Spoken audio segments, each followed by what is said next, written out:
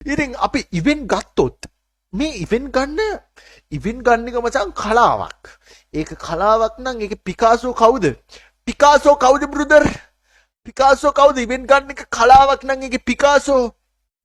Picasso තමයි අකෝ උඹලගේ සීයා. මට එහෙම බෑ නිකන්. මම එහෙම කිරියෙක් නෙවෙයිනේ. ඕකේ බොයිස් ඉතින් එනවා පළවෙනි ඉවෙන්ට් එක ගමු ඉතින් අපිට මෙතෙන් ෆේඩඩ් වීල් එක කියලා තියෙනවා අපිට අලුතෙන් ෆේඩඩ් වීල් එක මේක මොකක්ද කියලා මංවත් දන්නේ නැහැ. හැබැයි මොකක් වුණත් කමන්නේ මේක අපිට ස්පෙෂල් එකක් තියෙනවා. ඒකම ඔරිජිනල් එක ගත්තොත් ඔරිජිනල් එක මෙන්න මේක.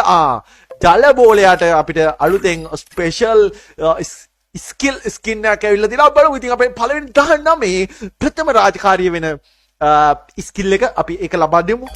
19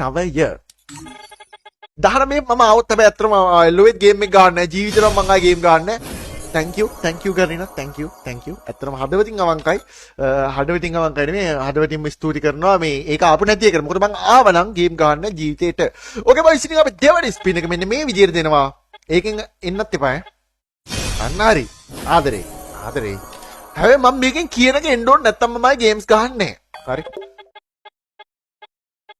මට මේකෙන් දෙන්න හරි කියන්න කලින් දුන්නනේ යන්නේ ඕ නෝකනේ කරේ ඉන ඔයාලගේ වැඩි මට මේකේ අර ෆාමස් එක ඔන්න මම හරි කමන්නේ ෆාමස් එක නේද කමන්නේ හරි දැන් ෆාමස් එක දෙන්නකෝ නැත්තම් නම් ආයි ගහන්නේ thank you ආදරේ දැන් ගත්තා ජල බෝලයා ස්කිල් එක ගත්තා ඊට පස්සේ බොයිස් මෙතෙන් අපිට ඊළඟ තියෙනවා ඉවෝ වොලට් කියලා එකක්